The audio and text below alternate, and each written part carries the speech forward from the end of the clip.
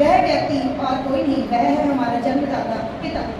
जहाँ एक और माता हमें 9 महीने अपने शरीर का अभिन्न अंग बनाकर हमारा पालन करती है और इस धरती पर जन्म देकर हमें सौभाग्य देती है, वहीं पिता हमारे भविष्य निर्माण की चिंता के लिए जीवन पथ पर अग्रसर रहता है।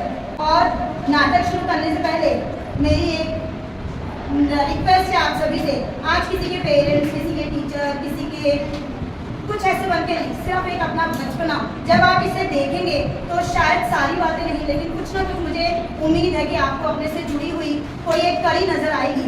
मैं चाहती हूँ कि यहाँ बैठा हर एक व्यक्ति सिर्फ आज अपना बचपन और अपना परिवार जिए, वो मेरा शायद उद्देश्य पूरा हो।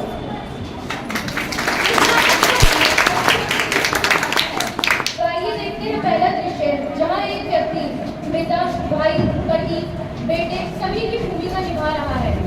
आगे बढ़ने से पहले आइए मैं आपको परिवार के कुछ सदस्यों से मिलवाती हूँ।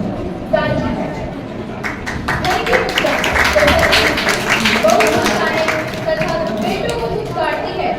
सबसे बड़ा बेटा शुभ, जिम्मेदारियों से घिरा हुआ व्यक्ति जो पिता के साथ साथ घर का बड़ा बेटा है। बड़ी बहू साधारण महिला जो पूरे घर को समेटे हुए है। दूसरा बेटा समर जो अधिकतर स्वयं के बारे में सोचता है। तीसरा बेटा अभय पढ़ने में होशियार तथा बड़े भाई का सबसे लाडला भाई। चौथा बेटा देवराज, सबसे छोटा बेटा जो पढ़ने में कमजोर और बड़े भाई के साथ पढ़ता है, लेकिन भारी बहुत करीब है क्योंकि उन्होंने उसे बचपन से पाला है। शुभ घर का बड़ा बेटा पहले ही अपनी 2 बहनों का विवाह कर एक जिम्मेदारी को पूरा कर चुका है। आइए मिलते हैं अब घर के बच्चों से। बड़ा बेटा रवि समझदार तथा पिता के निर्देश पर चलने वाला और दादी का प्यारा पोता। बड़ी बेटी वारुणी सर्वगुण संपन्न पर हमेशा चुप और सहमी हुई सी रहने वाली। सुनिए, एक ऐसा परिवार है जहाँ सदस्य अधिक व संसाधन कम, फिर भी सभी हंसी खुशी से रह रहे हैं और अपना जीवन यापन कर रहे हैं। सुबह का समय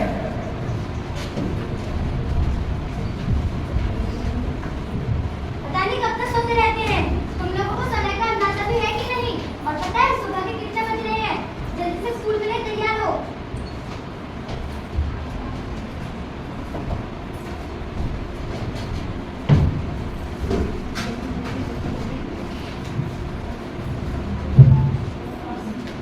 वानी, ये लो सबको खाना दे दो।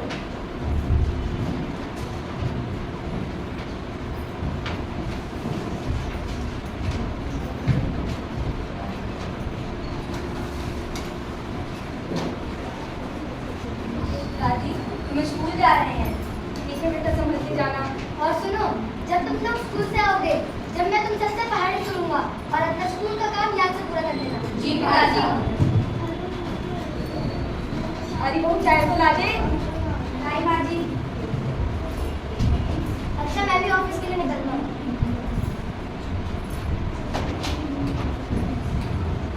ले बहू, कपड़े ले जा और जरा मेरी छड़ी भी पकड़ा देना। जरा पड़ोस में होके आती हूँ।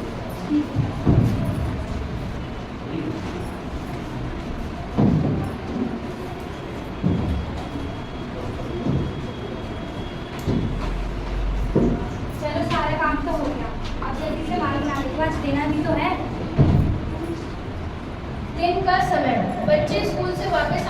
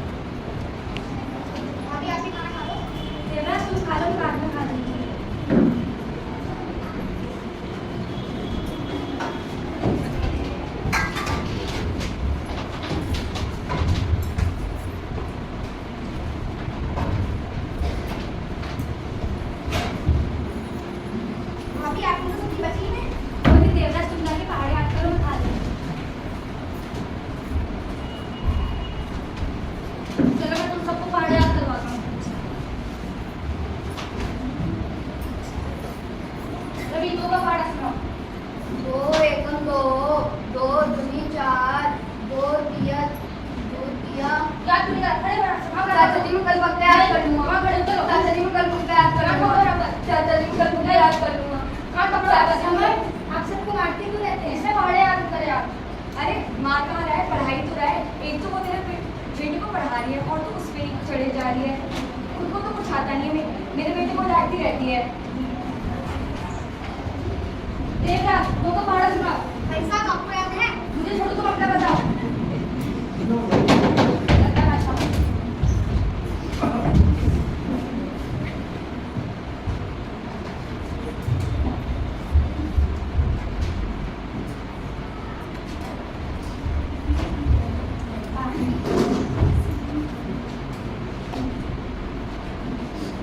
अरे माँ आपकी छड़ी यहाँ क्या कर रही है? ये पक्का मास्टर जी के ही काम होंगे।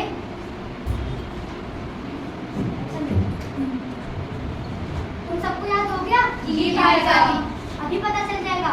जाओ 1 घंटा खेल के आओ, फिर मैं तुम सबसे पहाड़ी सुनूंगा।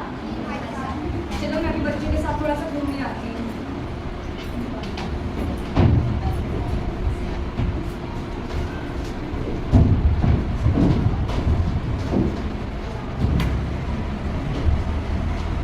मैं तो सब्जियां ले आता हूँ।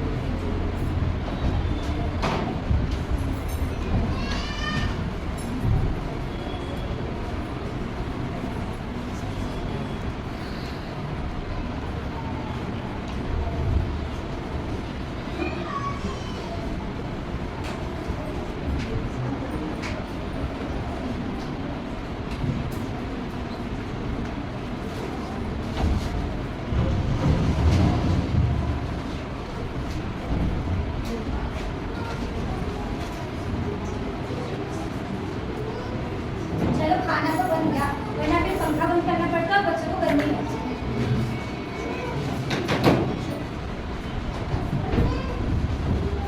ये तो सब्जियां हैं, राशन तो होगा ना घर पे? हाँ बस 2-4 दिन तक है। चलो ठीक है मैं कुछ इंतजाम करता हूँ। तब तक आपने कुछ पैसे रख लीजिए, मैंने सिलाई करके पकाए। नहीं मुझे इसकी जरूरत नहीं। नहीं रखी है, बस इसमें से कुछ पैसे दे दीजिए, मुझे बच्चों के लिए नई प्लेटें लाने वाले वो लड़ते हैं।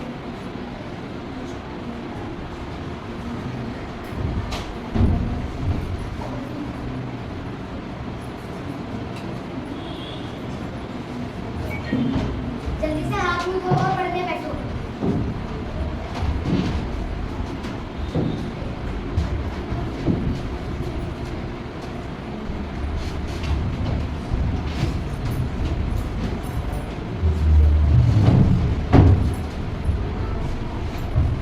तुम सबको याद हो गया? जी भाई साहब।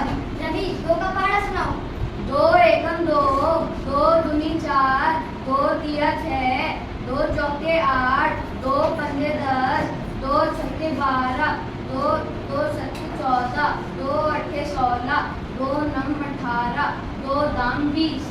देवराज तुमने कितना पढ़ा? भाई साहब का गाना याद करना था। जब अभ्यास होगा तब पता चल जाएगा तुमने गाना कितने याद किया है। वारुणी अब तुम सुनाओ। वारुणी तुम तेज बोलना कब सीखोगी? तू क्यों डांट रहा है उसे, जब तुझे पता है कि उसका स्वभाव ही ऐसा है। चलो ठीक है। अबे तुमने कितना पढ़ लिया? भाई साहब मैंने 2 से लेकर 12 तक सारे पहाड़े याद कर लिए और मेरे कक्षा में भी अच्छे नंबर आए हैं। बहुत अच्छा अबे, कुछ सीखो इससे। और समस्त मास्टर जी तुमने कितना पढ़ा? भाई साहब मैंने इन सबको याद करवाया है। अच्छा तभी तो इन सबको कुछ याद नहीं है। चलो ठीक है। अब समय पर खाना खाओ और समय पर सो जाओ। कल सब 4 बजे उठ जाएंगे। इसी प्रकार इस परिवार की ये रोज की दिनचर्या हो रही है। समय बीतता चला गया और देखते ही देखते बच्चे बड़े हो गए।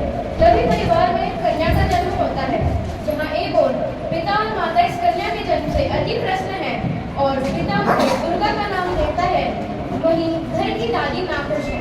उन्हें लगता है कि अगर पोता होता तो दहेज लाता, पर ये लड़की तो बोझ बन जाएगी। परंतु नानू के आने से परिवार का माहौल बदल जाता है। चाचा जी चल खेलते हैं। दीदी आप भी खेलो ना। नहीं नानू मैं पढ़ रही। पकड़िए। क्या करी ना ध्यान से चल। अरे लो मैं ठीक कर।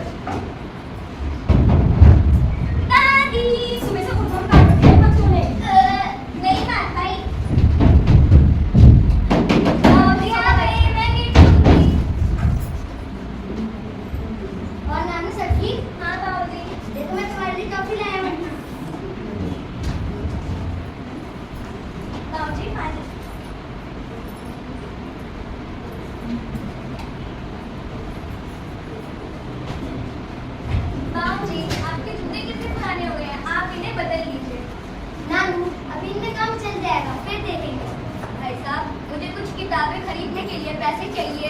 भाई साहब मुझे भी इंटरव्यू देने जाने के लिए कुछ पैसे चाहिए। और बच्चों की स्कूल फीस भरनी और राशन भी खत्म हो गया है। समझ इधर आओ।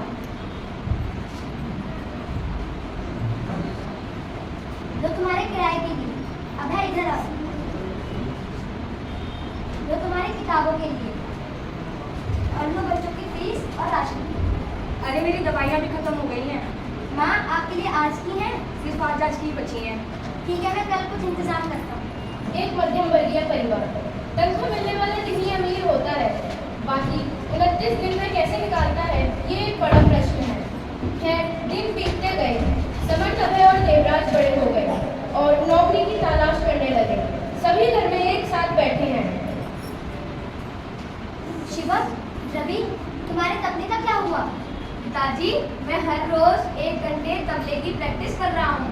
वारुणी, तुमने अपने हारमोनियम में कितनी सरगम निकाली? पिताजी अब बस थोड़ी सी बची है। बाबूजी, आपने तुमसे पूछा ही नहीं। मैंने तो डांस की भी प्रैक्टिस कर ली और हारमोनियम की सरगम भी निकाल ली है। अरे वाह नानू, वो तो मुझे पता ही था, इसलिए मैंने तुमसे नहीं पूछा। भाई साहब मेरी सरकारी नौकरी लग गई है। अरे वाह समर्थ, ये तो बहुत ही अच्छी बात है। अरे खुशी की बात तो है, पर तू अपना फर्ज कब निभाएगा, अपने बड़े भाई होने का फर्ज। मेरे बच्चे जवान हो गए हैं, सरकारी नौकरी तक लग गई है, शादी करवाएगा, पूरे जीवन ऐसे कुआरा रखने हैं तुझे इन्हें। और कुछ समय बाद समर्थ की शादी हो जाती है और घर में एक नए सदस्य का आगमन होता है।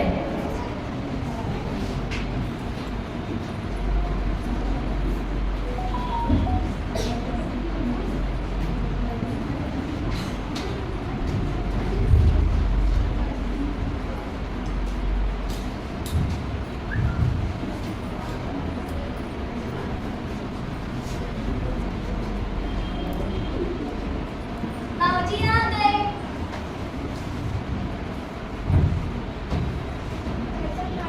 अरे रवि, तुम सही में क्या कर रही हो? उसके भाई साहब इनका हाथ बता दे। अरे नहीं नहीं, तुम खुद कर लेगी। जाओ, तुम बच्चों को लेकर बाहर जाओ। मेरे भाई साहब दीदी अकेले पड़ जाएंगे। अरे तू उसकी चिंता मत कर, उसका तो ये रोज का ही काम है। चल हम सब जाके पार्क में घूम के आते हैं। चलो बच्चों पार्क चले। ये चाचे के साथ बात करें।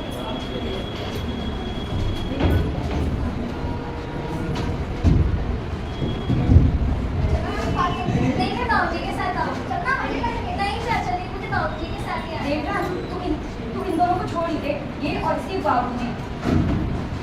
चलो मैं भी नानू को झूला झुला के लाती हूँ।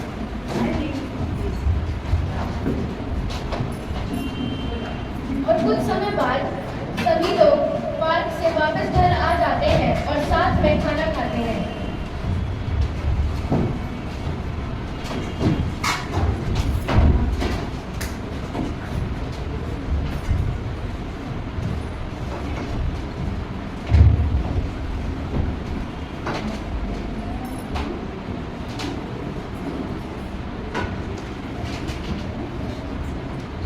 भाई साहब मुझे सरकार की तरफ से कमरा मिला है, मैं सोच रहा हूँ कि मैं चले जाऊँ वहाँ पर।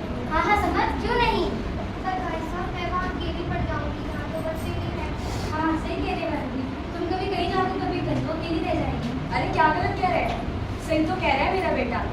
इस एक कमरे में अब गुजारा नहीं होता, इसके बेटे भी बड़े हो चुके हैं और मेरा वो तो इस एक कमरे में रह रह के तो गुस्सा गया है।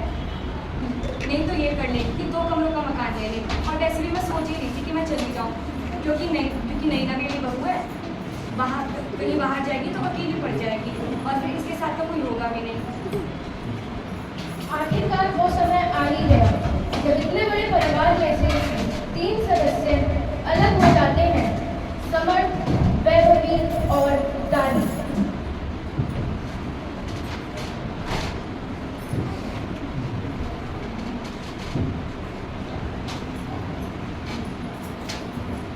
नानू तुम भी अपना ख्याल रखना।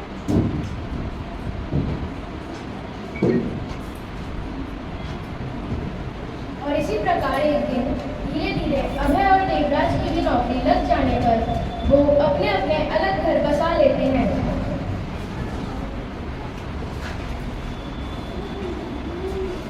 एक सरकारी व्यक्ति जीवन में सिर्फ एक बार रिटायर होता है, परंतु एक पिता अनेकानेक बार रिटायर होता है और यह थी पिता की पहली रिटायरमेंट।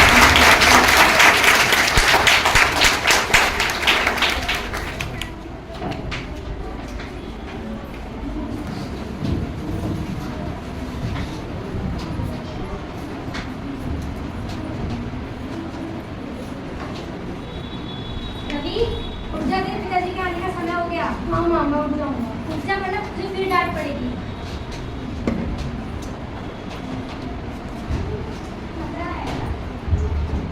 अरे ये अभी तक सो रहा है। पूरे घर में आलस फैला के रख रखा है। मुझे तो ये समझ में नहीं आता इसका बड़ा होकर क्या होगा। अरे आज रविवार ही पड़ा और पिछले को बर्थडे है। रविवार है तो क्या हुआ? नियम नियम है और बल्कि तुम्हारे लाड़ प्यार में से ज्यादा बिगाड़ रखा है।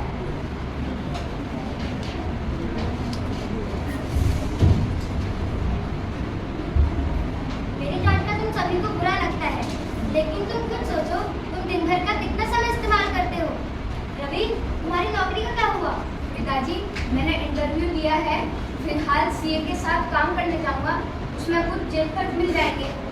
पारुनी, तुम्हारी फैशन डिजाइनिंग कंप्लीट हो गई है। एक काम करता हूँ, तुम्हारे लिए डिजाइनर मशीन ले आता हूँ जो तुम्हारी मदद करेगी। नहीं, पिताजी के हाथ मशीन से काम चल रहा है। बाबूजी, मैंने ट्यूशन पढ़ाना चाहती हूँ। अरे वाह नानू, ये तो बहुत ही अच्छी बात है। ज्ञान को जितना बांटो उतना अच्छा है, परंतु फीस मत देना। क्यों बाबूजी? मैं तो फीस दूंगी। नहीं नानू, ज्ञान को सिर्फ बांटा जा सकता है, ज्ञान को बेचा नहीं जाता। पिताजी, मैं सीए के पास से होके आता हूँ। ठीक है। चल नानू, हम भी काम करते हैं।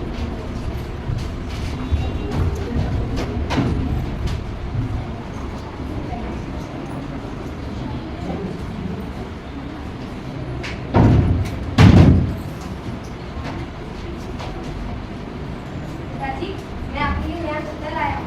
अरे शिवम, किसकी क्या जरूरत थी? पैसे खर्च करने की क्या जरूरत थी? नहीं पिताजी, आज मेरी पहली सैलरी आई है। बच्चा इतना प्यार से ले गया, आपसे पहन के तो दिखाइए। नहीं, मैं इसे किसी खास मौके पे ही पहनूंगा।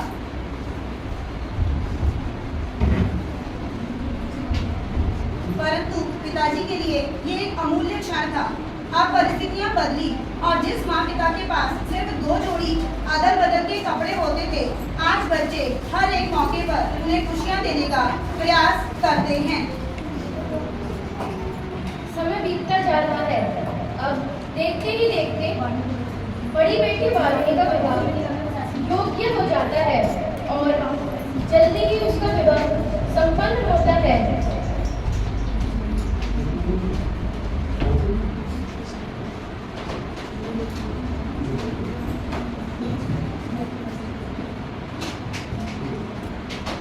उसी में ठीक 1 साल बाद ही रवि का विवाह भी संपन्न हो जाता है और घर में एक नए सदस्य का आगमन हो जाता है। घर में मानो खुशियों का माहौल सा छा रहा है। घर धीरे धीरे समय आगे बढ़ता गया और अब आता है पिताजी की वास्तविक सरकारी रिटायरमेंट का समय। सरकारी रिटायरमेंट का समय एक मध्यम वर्गीय परिवार के लिए ये बहुत बड़ी बात होती है। सरकारी नौकरी से रिटायर होना अपने आप में एक बड़ा ओहदा हो जाता है कि हमें सरकार ने भी अब रिटायर किया है। आगे आइए देखते हैं।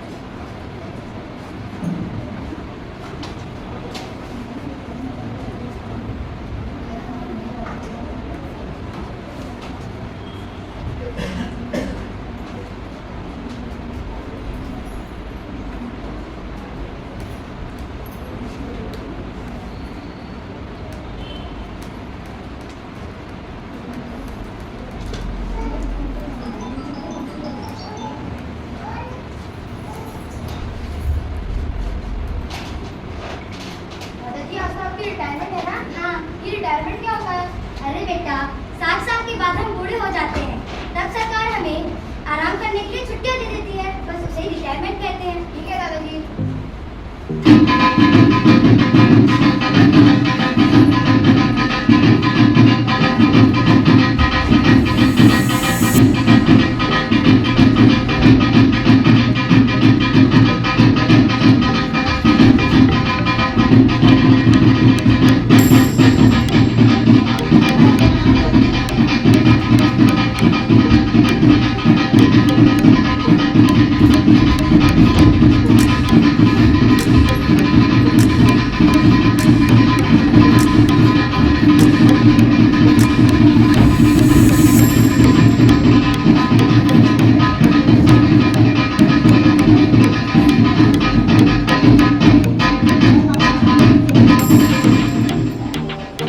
और ये थी पिताजी की सरकारी सेवा से रिटायरमेंट।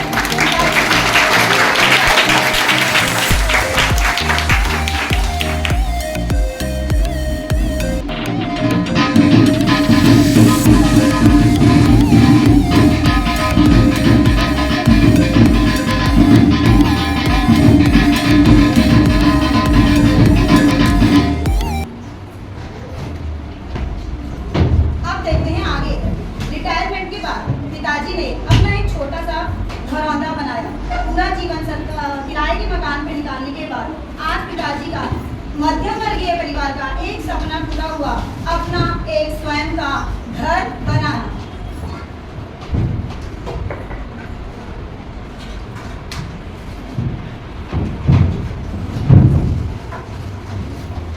और ऐसा लग रहा था मानो खुशियों की झड़ियां एक के बाद एक आती ही जा रही हैं। धीरे धीरे आखिरकार वो समय आया जब घर की सबसे छोटी, सबसे लाडली, सबसे प्यारी बेटी का विवाह संपन्न होने जा रहा है।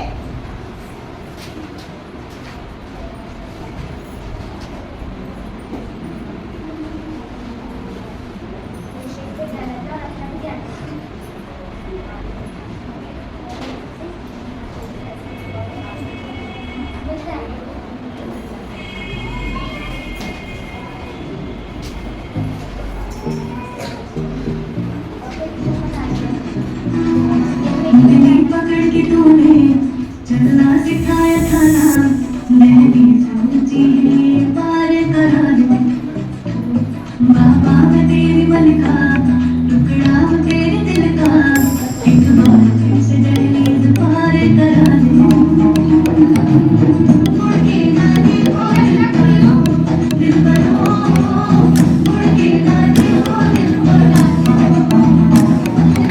मुड़ के ना देखो दिल भरो, मुड़ के ना देखो दिल भरो।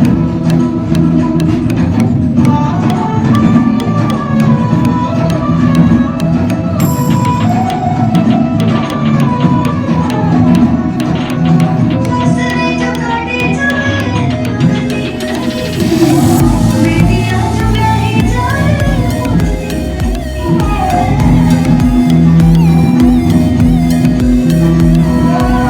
ससुरे जो काटे जाए बेटियां जो ब्याही जाए, ऐसी विदाई हो तो मुझे जलाई हो तो जिंदगी हो पार करा दो। तेरे मलिका टुकड़ा तेरे दिल का, एक बार फिर से दहलीज पार करा दो।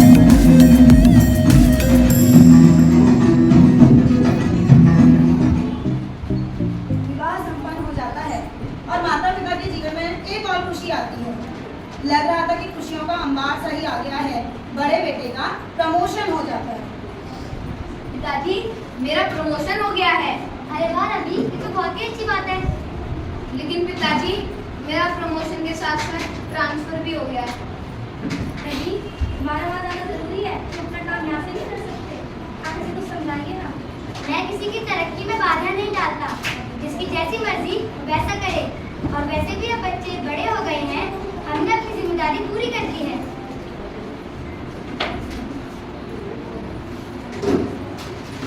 और कुछ समय पश्चात शिवम भी अपने माता पिता से दूर चला जाता है और घर में रह जाते हैं सिर्फ माता पिता। ये थी पिताजी की तीसरी रिटायरमेंट।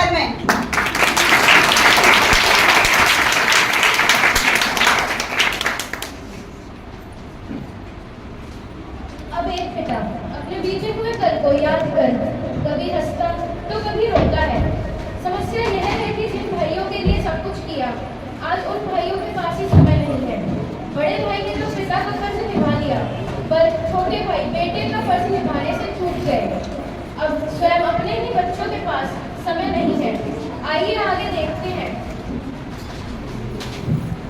बहुत दिनों से अभय को फोन नहीं किया। एक काम करता हूँ, अभय को फोन करता हूँ। हेलो अभय। हेलो कौन? अरे मैं ना कौन? अच्छा लगता है तुम मुझे पहचाने नहीं। मैंने तो तुम्हारे हालचाल पूछने के लिए फोन किया था। अरे भाई साहब यहाँ भीड़ और शोर है ना, इस वजह से मुझे पता नहीं चलता। अच्छा कोई नहीं। हेलो अभय।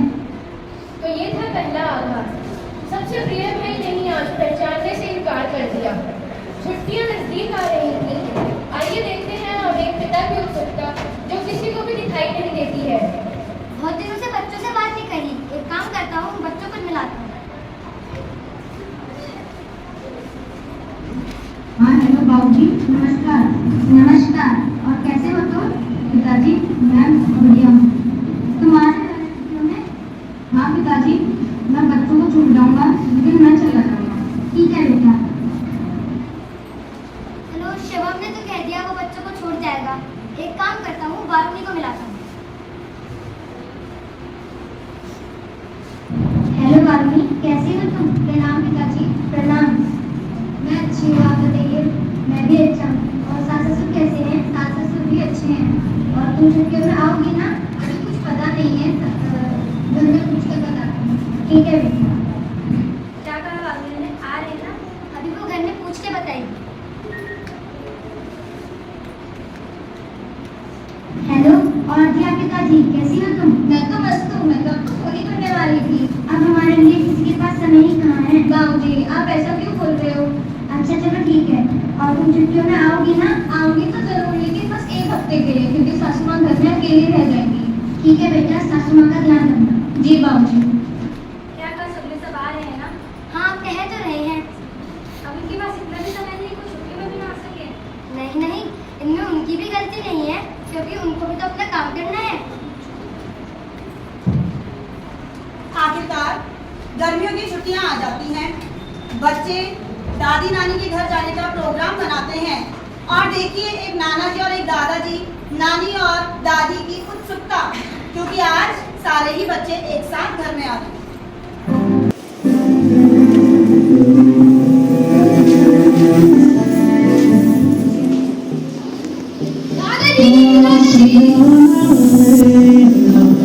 साथ तेरे रहना,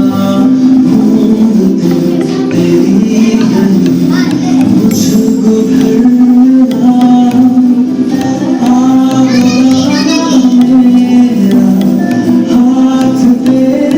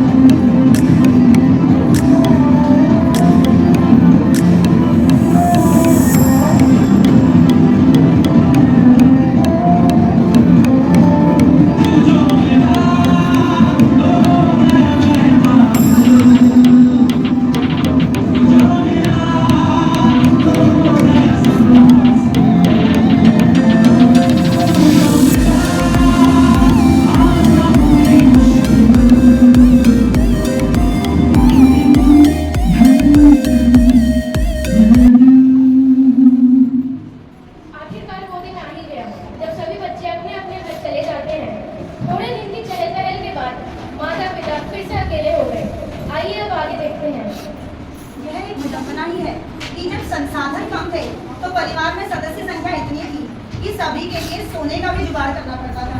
परंतु आज जब 4-5 कमरों का घर भी है, सुख सुविधाएं भी हैं, सारी संपन्नता भी है, पर घर में व्यक्ति सिर्फ है वो। शायद यही एकाकीपन, शायद यही अकेलापन व्यक्ति को समय से पहले बुढ़ापे की ओर धकेल देता है। कहते हैं मनुष्य का सबसे बड़ा दुश्मन अकेलापन है, और यह हकीकत है। इसी अकेलेपन के चलते एक दिन अचानक पिताजी की तबीयत खराब हो जाती। अरे क्या हुआ क्या हुआ? रवि के बाबूजी आपको क्या हुआ? काव्या काव्या क्या हुआ? देख तेरे बाबूजी को क्या हुआ?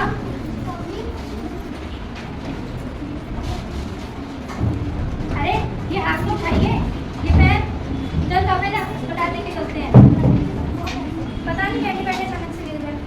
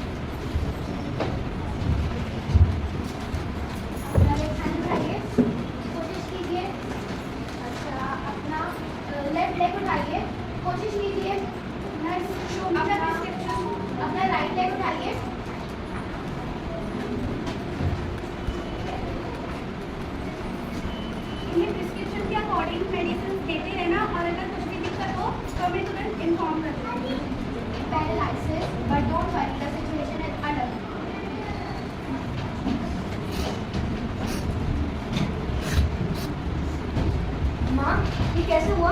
मैंने अचानक से बैठे बैठे बेहोश हो गए। कोई बात नहीं, आप तब तक घर जाके आराम कीजिए, तब तक मैं यहाँ। पिताजी आप कैसे हैं? पिताजी अब आपकी तबीयत कैसी है?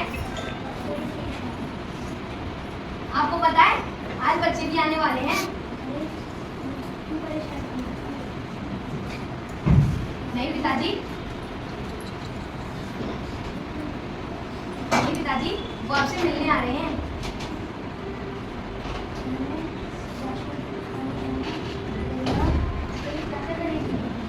हाँ पिताजी, मैंने घर में राशन पानी ला के रख दिया है और आज तो आपकी वो लाडली नानू आ रही है।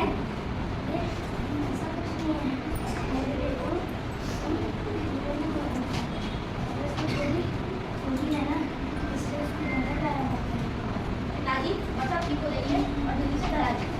पिताजी बच्चे आ गए।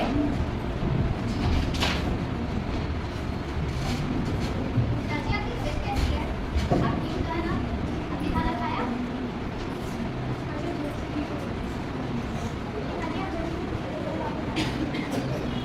प्लीज भीड़ मत लगाओ, पेशेंट को आराम कर दो। भाई मैं नानू को लेके आती हूँ। ठीक है।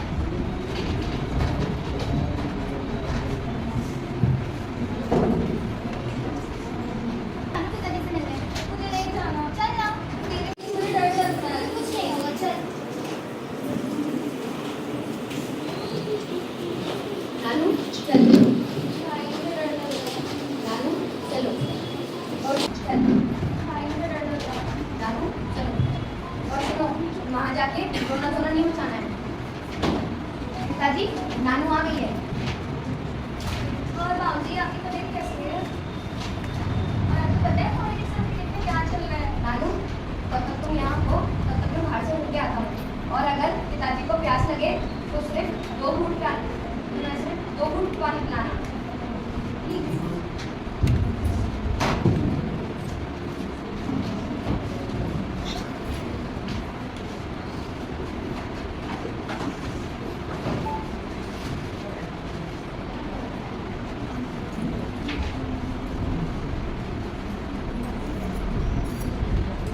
और ये थे एक पिता के संस्कार, एक सुदृढ़ शिक्षा कि आज जिस पिता ने अपने बच्चों को बचपन से गोदी में खिलाया, आज वो बच्चे अपने पिता को बचाने की हर संभव कोशिश कर रहे हैं। वो तीनों ही चाहते हैं बस किसी भी तरीके से पिता जल्दी से स्वस्थ होकर घर वापस आए।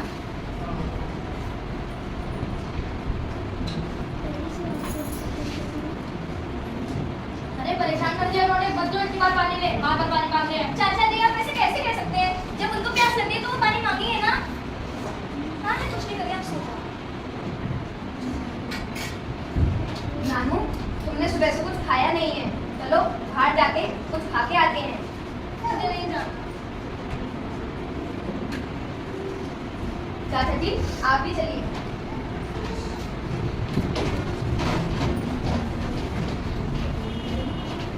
ऐसे ही उधेड़बुन में पूरी रात निकल जाती है और अगले दिन है होली। आइए देखें क्या होता है। तब की होली दादाजी, मैं आपके तिलक लगा दूं? हैप्पी होली दादाजी।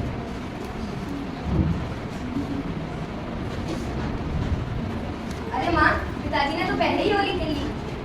और आपकी तबीयत कैसी है? पिताजी होली मुबारक हो।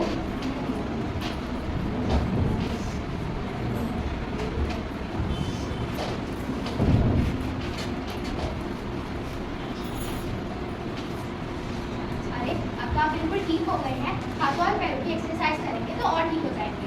तो करते हैं आपकी छुट्टी। पेशेंट अभी ठीक है, हम इन्हें कल तक डिस्चार्ज कर देंगे। धन्यवाद डॉक्टर। हाँ मैं यह कह रहा हूँ, पिताजी की तबीयत ठीक हो गई है और बच्चों के भी एग्जाम सिर पे आ रहे हैं, तो मैं उन्हें स्टेशन पर छोड़ के आता हूँ, वो अपने आप घर चले जाएंगे। अरे पेशेंट की तबीयत तो बहुत ज़्यादा खराब हो रही है, ताकि डॉक्टर को बुला लाओ। डॉक्टर पेशेंट की तबीयत बहुत ज़्यादा खराब हो रही है।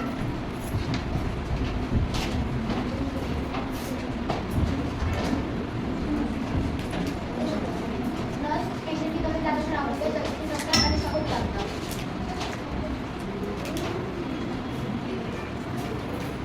मुझे लगता है कि तबीयत ज़्यादा खराब हो गई है, इन्हें ICU से nurse, shift the patient to the ICU।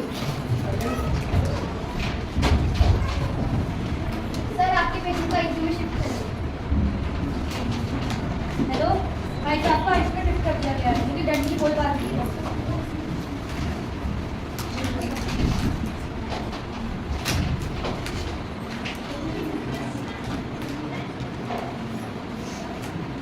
जल्दी पेशेंट को वेंटिलेटर की जगह से वेंटिलेटर का अरेंजमेंट करो। और जल्दी को इन्फॉर्म करो पेशेंट की फैमिली मेंबर्स को कि पेशेंट वेंटिलेटर पे है। पेशेंट के परिवार को इन्फॉर्म करो कि पेशेंट वेंटिलेटर पे है। आपके पेशेंट को वेंटिलेटर पे रखा गया है। अरे ऐसे कैसे? अभी तो जल्दी करो। जल्दी करो। अरे अरे आप अंदर क्यों आ रहे हो? नहीं जल्दी। अरे जल्दी करो, क्या करेगा आपको? हाँ हाँ मैं देखूंगी, तुम जाओ जल्दी नर्स।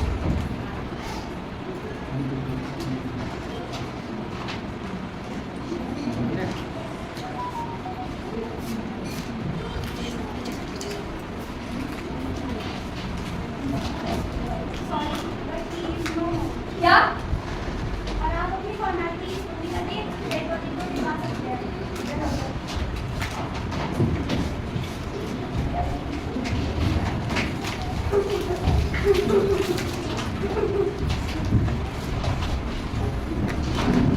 नानू डॉक्टर के साथ बैठ जाओ, तुम आपको यह खबर दो। मैं नहीं दे सकती। नानू बात को समझा करो, माँ को यह खबर तुम ही देना।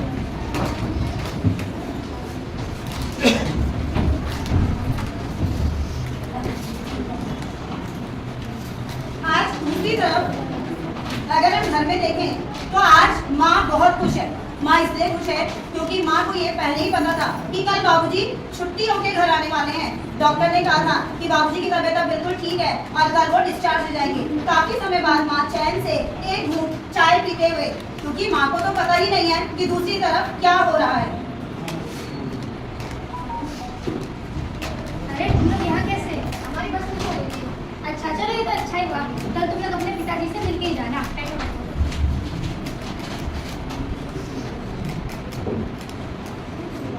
अरे काव्या आओ। अगर उस दिन काव्या ने तो तुम्हारे पिताजी को एडमिट नहीं करा था। मैं बढ़िया। आज यहाँ कैसे? बस ऐसी ही तबीयत कुछ लाई थी।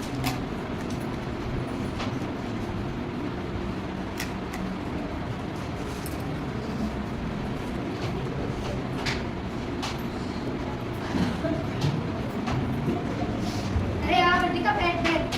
इनकी भी बस छूट गई, मैं तेरे पिताजी से मिलके ही जाएंगे। माँ, बच्चों की बस नहीं छूटी है। आपको एक बात बताऊँ? आप पहले खाना नहीं बचाओगे। बता तो। हाँ, फिर।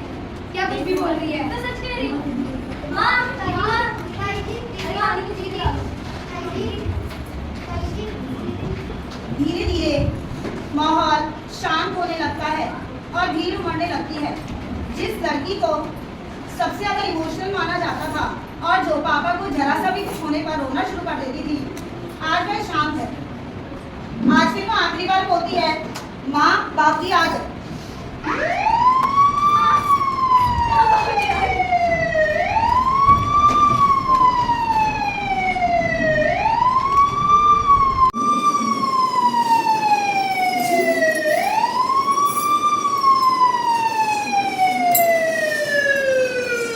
हेलो, इस डेड बॉडी को घर के अंदर न ले जाकर आंगन में रख दो। क्यों? ये जिसका घर अंदर क्यों नहीं जाएगा?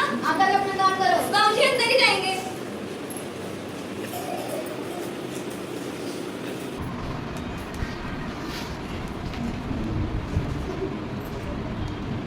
चरम सीमा की विडंबना है। मनुष्य वह व्यक्ति जो अभी तक क्या हुआ रवि?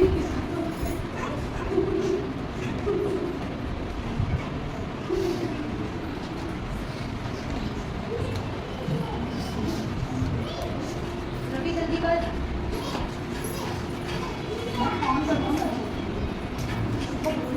भाई, भाई, भाई, ये क्या हो गया मेरे भाई को? ये कैसे हो गया? कल तक तो ठीक था।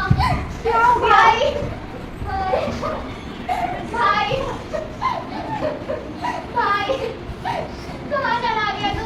क्या हो गया?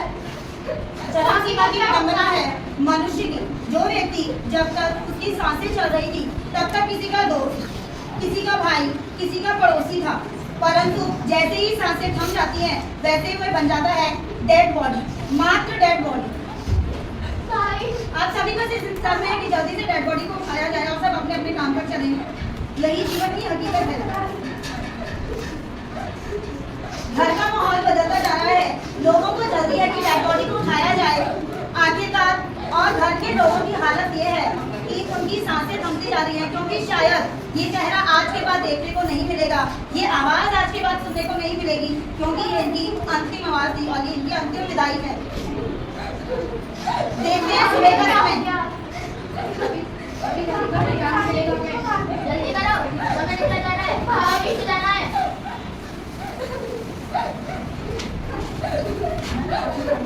इतना बड़ा घर बना के कहाँ चला गया तू? रवि के बाबूजी अपनी छोड़ के कहाँ चले गए? अब मैं क्या करूँगी यहाँ पे? अब कहाँ चले गए? जल्दी करो, समय निकला जा रहा है। छोड़ो, मेरा हाथ को निकाल दो प्लीज भैया। रवि भाई, जल्दी कर।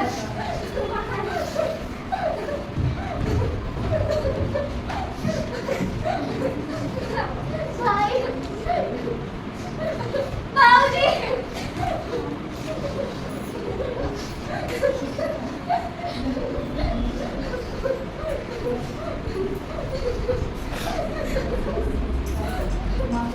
भाई, माँ, आपकी माँ,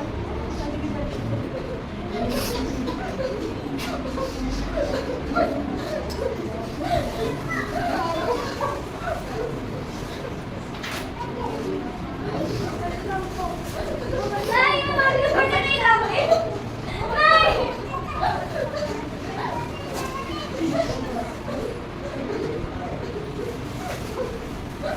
भाई,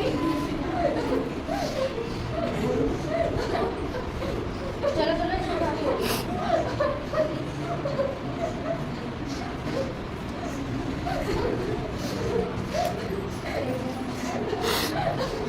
भाई,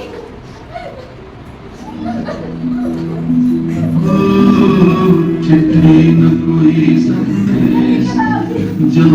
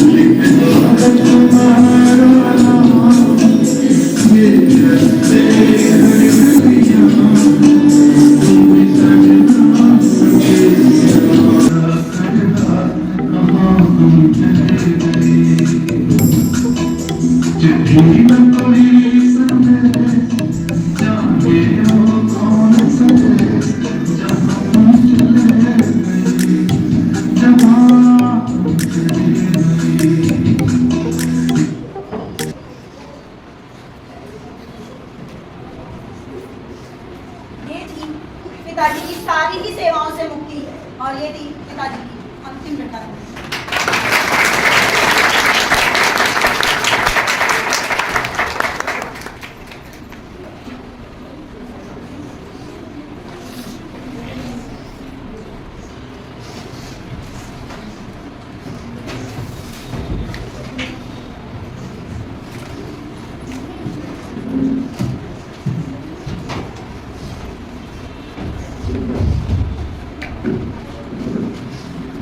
पिताजी के संस्कार और शिक्षाएं बहुत मजबूत थी। उन्होंने अपने बच्चों को कभी हारना नहीं सिखाया था, कभी रुकना नहीं सिखाया था। आज परिवार फिर से मुसीबतों के बीच खड़ा होने की कोशिश कर रहा है।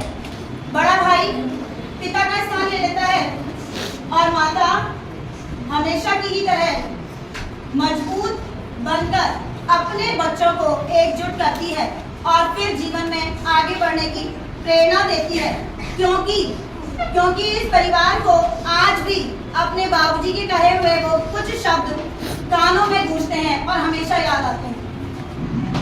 बच्चों, मैंने तुम्हें हारना नहीं सिखाया, इसलिए उठो और आगे बढ़ो।